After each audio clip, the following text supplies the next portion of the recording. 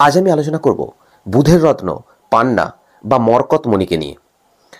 এই পান্না আপনি যখন কিনবেন সেটি যেন অবশ্যই আইএসও ল্যাব সার্টিফাইড রত্ন হয় এবং এর অরিজিন যেন অবশ্যই হয় ব্রাজিলিয়ান বা জাম্বিয়ান বা কলম্বিয়ান, এবং এর রতি হবে আপনার যে ওজন তাকে 10 দিয়ে ভাগ করে, যেটা অর্থাৎ আপনার 60 কেজি যদি ওজন হয় তাহলে তাকে 10 দিয়ে ভাগ করে 6 রতি হবে পান্নার ওজন। এবার আপনি তো পান্না কিনলেন, তাকে পড়বেন কিভাবে?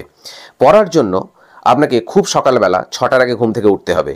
যে কোনো শুক্লপক্ষের বুধবার আপনি সেটিকে কাঁচা দুধ, গঙ্গাজল, ঘি, মধু, তুলসী পাতা এর মধ্যে ভিজিয়ে রেখে স্নানে চলে যান।